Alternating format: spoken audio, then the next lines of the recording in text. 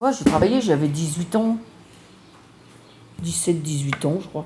Un an à peu près. C'était une très vieille usine, hein, ça marchait avec des courroies.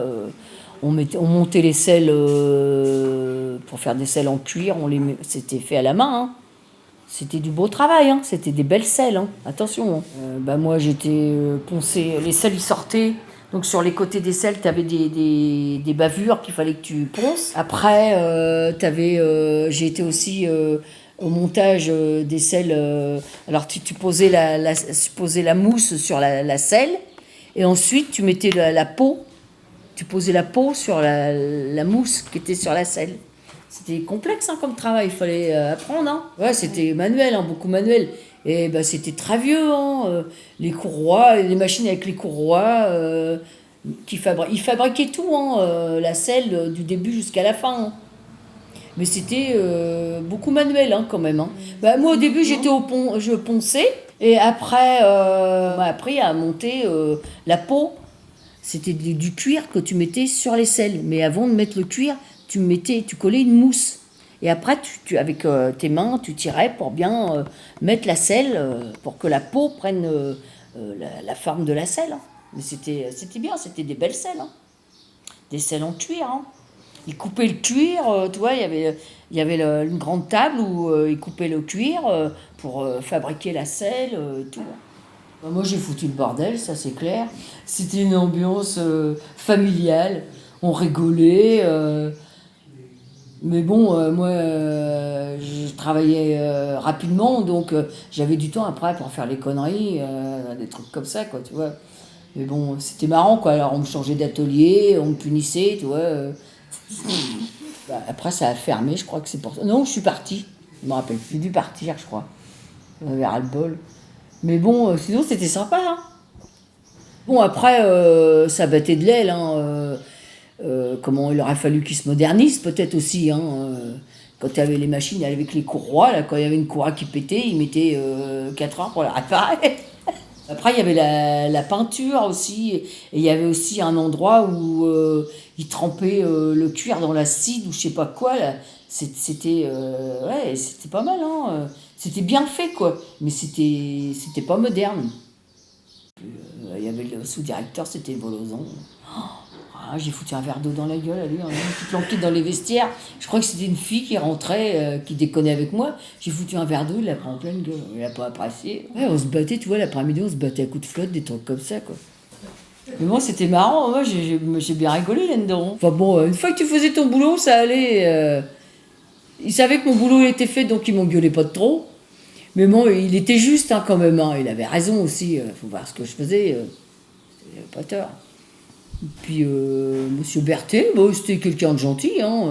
Il était pas méchant lui, hein. Du tout, hein. Peut-être un peu trop gentil, mais bon. Ouais, c'était une bonne usine, ouais. J'aimais bien, ouais. Mais j'aurais pas passé ma vie là-bas, évidemment. C'était marrant, quoi. Quand t'es jeune, tu essayes un peu de tout, tu t'amuses, enfin bon, tu vois le genre, quoi. J'avais travaillé chez Pierval aussi. Et des bacs d'acide ou je sais pas trop quoi, là. Il y avait des gens qui travaillaient là-dedans. Moi, j'ai pas travaillé là-dedans. Et bah, c'était, je sais pas ce qu'ils faisaient. Alors j'étais au premier, moi. Partie fabrication des pots sur les selles, hein. C'était particulier, hein. C'était pas tout le monde qui le faisait. Il fallait t'apprendre et s'ils voyaient que tu t'en sortais bien, et ben, ils t'y mettaient, hein. Donc comme moi, je m'en sortais bien, j'apprenais vite, tu vois, quand même, malgré mes conneries. Mais ensuite, tu avais tant de selles à faire dans la journée. Donc quand tu travailles vite, tu finis tes selles beaucoup plus vite que les autres. Il y en a qui sont lents. Donc après, tu as le temps pour faire des conneries, tu vois. Mais quand ils me punissaient, ils me redescendaient en bas. Non, je faisais autre chose. Je me rappelle. J'étais sur une ponceuse. Je crois que j'étais sur une ponceuse, hein. Ah ouais, mais non, mais c'est fendu la gueule, là, hein. Je te jure, on a fait des conneries là-bas. Il y avait Anita une fois sur le Clark, tu sais, l'engin là, qui transporte les palettes et tout. On l'avait attaché, on l'avait mis en croix comme Jésus et putain. Ouais, Monsieur Volosan. Il était Il gueulait tout le temps. Mais il était sympa quand même. Il reconnaissait quand tu faisais du bon boulot, tu vois. Mais il gueulait, mais bon, il n'avait pas tort. Après, je suis partie dans un autre atelier pour mettre les pots sur les selles aussi. Ouais, il me changeait souvent de poste parce que je m'adaptais à tout. Ouais, il y avait des établis, il y avait aussi une ponceuse où je te dis, il y avait une dame qui ponçait là, les bavures sur les selles, tu vois, parce qu'il est fabriqué du début jusqu'à la fin, hein, les selles. Hein. Donc il fallait enlever les bavures. Tu avais tant de sel à faire tous les jours, donc si tu t'activais, tu finissais ta journée à midi, quoi, même pas. Donc après, tu avais le temps de faire des conneries. Hein. Tu avais tant de pièces à faire tous les jours, tant de sel, quoi. Donc si tu en avais, je sais pas, je vais dire 120 à faire par jour, mais, moi j'arrivais à les finir, j'avais fini à 11h30, quoi. Donc tu vois, j'avais fini ma journée à 11h30. Mais je disais rien, toi. Suffisait qu'il arrive, j'en prenais une selle et puis. Et sinon après j'avais le temps d'aller faire des conneries partout. Les Berthé, oui, c'était pas des gens méchants, hein. Non, non, je sais pas, on a dû te le dire dans ton Saint-Pierre, non? C'est vraiment des gens gentils, hein. Faut pas exagérer. Je suis rentrée, j'avais 16 ans. Je suis rentrée en 52. Et puis j'y suis restée jusqu'à la fermeture, même avec l'autre personne, la personne qui avait racheté. Et donc après ça a fermé. Il a même licencié. Alors là, lui, il m'a licencié aussi. Il est resté que quelques personnes. Quand je suis rentrée, je travaillais sur des machines à coudre parce qu'ils faisaient les selles de mobylettes à ce moment-là. C'était les cyclomoteurs, tout ça, je faisais ça. Et après, bon, des années après, j'ai travaillé à la marque. Donc à la marque, on marquait selle idéale sur les côtés des selles. La marque Ton Liberté. C'était une machine qui descendait. On changeait selon le numéro des selles. Hein. Il y avait plusieurs numéros. C'était au premier étage. En bas, c'était tout ce qui était ferraille. J'ai des fois descendu un peu. Oui, où il y avait Raymond Le Marchand à travailler, oui. Il y avait le découpage qui découpait la selle. Le cuir arrivait, comme vous voyez, ma table. Hein. Alors après, il y avait quelqu'un qui, selon le numéro des selles, il marquait, puis après il y avait le découpage. Puis après, c'était mis en forme. Donc cette dame a travaillé sur les formes. Elle faisait la forme de la selle, c'est pareil, elle changeait selon le numéro de la selle. Et puis après, ça montait, il y avait le séchage. Ils mettaient dans des fours pour sécher, mais c'était long. Hein. La fabrication, c'était long. Puis j'en passe encore parce qu'il y avait le trempage. Je ne peux pas tout me rappeler. Alors tout ça, c'était fait en bas, près des bureaux. Et puis après, ils montaient la ferrure au premier, et puis le cuir qui était mis en forme. Et puis donc, il y avait des personnes qui étaient sur les riveteuses, ce qu'ils appelaient les riveteuses. Ils mettaient les rivets, ils mettaient la selle la ferrure dans la selle, et puis ils rivetaient. Ça, moi, je n'ai jamais fait. Alors la couture, oui, je suis rentrée dans les premières avec une dame qui est disparue aussi maintenant. Et c'est pareil, il y avait la découpe de la forme, il y avait une forme. Puis nous, on mettait... Alors, je piquais tout autour. Il y avait un luminescent derrière, donc il fallait piquer aussi. Piquer sur la selle. Alors on piquait là, on piquait derrière, là, et puis il y avait à piquer sur la selle également. Donc je fais ça pendant des années. Puis après, la personne à la marque est partie en retraite, ou a changé de travail, donc moi je l'ai remplacée. Distribuer un petit peu le travail aux personnes, et puis voilà. Oh, j'aimais bien les deux, mais j'étais bien à la couture aussi. J'étais bien aux deux, c'était pas fatigant. Non, puis le chef, il s'était pas... Monsieur Berthé, c'était un homme vraiment gentil, vraiment charmant. Ah oui, il était gentil, Monsieur Berthé. C'est comme à l'école, hein. On se fait des amis, on aime moins, tout ça, mais bon. Non, l'ambiance, ça allait. Où j'étais, c'était bien. On faisait des bons, on faisait ce qu'on avait fait dans la journée, hein, et on le mettait. C'était pas sévère. C'était plus rendement du côté couture. Mais sans être... non, non, ça a été une bonne boîte, ça payait pas. Mais... Bon, la couture, c'était couture, je suis toujours restée, mais quand je suis partie du côté du cuir, on appelait ça du cuir, des fois on nous prenait pour aller du côté de la route. Mais là, c'était un autre chef, c'était monsieur et madame Jus. Et là, c'était quand même plus difficile. Pour nous qui n'avions pas l'habitude, fallait parce que les selles étaient souples, mais c'était mal axé à la main. Ah oui, oui, c'était mal axé à la main. J'ai mis de l'autre côté. Et l'autre côté, c'était... Oui, c'était le directeur qui venait dans l'atelier, puis qui nous donnait ce qu'il fallait faire dans la journée. On a été pas mal quand même.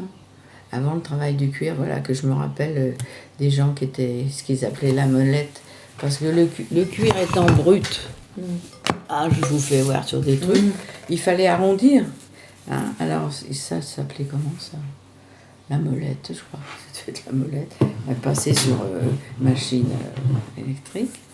Voilà, alors vous voyez, ça faisait encore des passes, ça, si je ne pensais pas. Avant de mettre sur la ferrure, il fallait faire tout ça, le cuir. Que d'autres. Bah, c'est pareil, j'y étais aussi, j'y étais un peu, parce qu'on allait un petit peu partout. Quand on était au cuir, on passait un peu partout. Sauf rifter, j'ai jamais rifté. Et puis après rifter, il fallait crocher, parce que dans la selle, voilà la selle, donc elle était comme ça. Alors la ferrure étant là, il fallait bien l'accrocher. Alors je rencontre encore le jeune qui était là-bas, Rémi Jamelin. C'est lui qui décrochait. On a été nombreux quand même. On a été plus de 100 quand ça a bien marché. Oui, il y avait monsieur Volezan qui était directeur. Quand j'ai quitté, tout doucement, il y a eu des licenciements. On n'était plus beaucoup. Et c'est parce que votre maman travaillait là-bas que vous êtes allée aussi ou... Ah non, je me suis trouvée à une époque où il n'y avait déjà pas grand travail dans les bureaux. Et moi, je suis allée j'ai fait ma sœur était sténodactylo, il fallait que je sois sténodactylo, j'aimais pas. Je voulais être coiffeuse et là, ils n'ont pas voulu. Donc j'ai fait ça, donc j'ai fait du travail, j'ai fait la sténodactylo chez Pigier à Rouen. J'ai eu dactylo, mais sténo, je ne l'ai pas eu. Donc on aurait peut-être pu trouver du boulot comme ça. Mais bon, trop embauché énormément, et puis voilà, avec les copines, j'ai voulu. Puis il y avait monsieur Pinel, un monsieur qui était notre voisin, qui donc, il m'a dit, il avait dit à maman, tu sais, ta fille, elle peut venir chez Tron, il y a du boulot, sur les machines à coudre. Puis ça me plaisait, j'ai toujours aimé la couture. Et du coup, j'ai jamais exercé la dactylo dans un bureau. Je suis restée toujours chez Tron et Berthet. Mais je voulais être coiffeuse. Les premiers patrons, je les ai connus. Madame Berthet, sa grand-mère, je l'ai... C'était sévère. Heureusement qu'elle n'est pas restée longtemps. Et puis mais bon, ça aurait peut-être été mieux. Mais j'ai connu Madame Berthet, Monsieur Tron, tout ça, je les ai connus. Après, c'est Pierre, les enfants qui ont repris, c'est Pierre qui a repris. Pierre, donc un fils à Madame Berthet. Et puis Michel Tron. Michel, c'était le fils à qui? Michel, le fils à Jean Tron. Ah oui, c'était le fils à Jean Tron, celui qui a créé avec Madame Berthet. Ouais. Madame Berthet et Monsieur Jean Tron, c'était frère et la sœur. Oui, je les ai connus tous les deux, ces deux-là. Oui. Mais ils étaient déjà âgés. Donc peu de temps après, ça a été Pierre et puis Michel, les deux cousins. Je ne l'ai pas connu, Monsieur Marcel. C'était quoi, Monsieur Marcel Berthet. C'était Marcel, le coureur. Oui. C'est ça. Coureur sur piste. Encore un man du monde de Il a un an de plus que moi, il sait plus.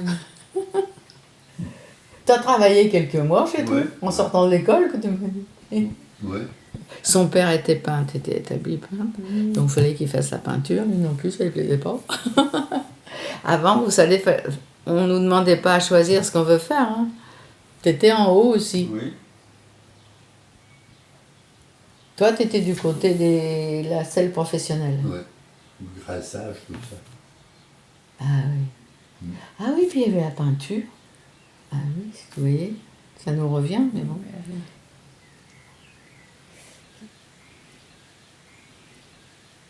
Moi, je faisais les selles en cuir. Je suis rentrée en 71. Voilà, j'ai commencé par, quand je suis arrivée, j'ai commencé à fraiser les selles en cuir, puis après ils m'ont mis à les faire avec les machines à courroie. C'était les machines à courroie. Puis j'y étais 5 ans, puis après je suis partie. J'ai juste fait ça, parce qu'après j'ai été dans une autre usine à Romilly, puis voilà. J'ai pas rien fait de... J'ai fait que bon oui, quand je suis rentrée en 71, on fraisait parce qu'il fallait fraiser la selle. La selle était plate. Puis il fallait la fraiser parce que c'était du cuir, du cuir marron. Et puis après, ça allait directement. Alors moi, je les mettais sous forme et après, on les mettait dans des fours pour qu'ils prennent la forme de la selle. Et tout. Puis après, une fois, on les mettait dans des charrettes, puis après, ils montaient l'outillage dessous. Vous savez, tout ce qui était ferraille, puis c'est tout. J'ai fraisé, j'ai été dans le fond de l'atelier, là où c'est qu'il y a la peinture. Là, on a fraisé là, et puis après, comme ils ont vu que j'étais débrouillarde, ils m'ont mis sur les machines. Et après, on était à 4-5, mais c'était moi la plus jeune. Parce que les autres, c'était des personnages, et Madame Fromager qui est décédée. Après, il y avait Madame Rousselet qui est toujours vivante à Romilly aussi. Qu'est-ce qu'il y avait? Un petit père Ledoux qui a travaillé jusqu'à presque 74 ans. Il est mort dans mes bras. Ah bah oui, parce que M. Berthet était tellement... Normalement, il n'avait pas le droit. Mais il est mort des bras. Alors on a fait vite à le mettre dehors. Et puis après, il a été à l'hôpital. Et puis il est mort là-bas. Et alors, c'était moi la plus jeune. Alors c'est moi qui les aidais à mettre on mettait ça sur des grilles. Et on mettait les selles sur des grilles. Puis après, on les mettait les fours à un temps pour que le cuir durcisse. Puis après, je vous dis, on les jetait dans des machins. Puis après, ça montait à l'outillage. Bon, je crois que c'est là où qu'était Madame Gros. Elle, Madame Gros, elle faisait des critériums. C'était des selles tout en plastique et elle a recouvré avec une peau en cuir. Elle, Jacqueline. C'était différent. Elle était en haut et moi j'étais en bas. Et pendant 5 ans, ils m'ont laissé toujours à la même place, oui, parce que je vous dirais, tout le monde avait son poste, alors ils ne nous faisaient pas beaucoup de polyvalence, hein, c'était toujours le même endroit, tout ça. Il n'y avait rien de... c'était les anciennes usines. Après, dans les autres usines, on faisait de la polyvalence, mais là, non. Maintenant, ils nous laissaient toujours à la même place. Ouais. Puis moi, ils me laissaient parce que comme c'était moi la plus jeune, puis les personnes âgées, ils n'arrivaient pas. Et alors, ils étaient tous petites. Alors, puis moi, comme j'étais grande, c'était moi qui leur mettais leur main. Parce que sinon, ça aurait été le bazar. Oui. D'abord, ils se rappellent, j'étais nourrie, j'étais tout... Vous auriez eu le travail, Madame Fromager. Oui, parce que comme je les aidais, petit père, là, il revenait avec les pains au chocolat, les croissants. Une usine de famille.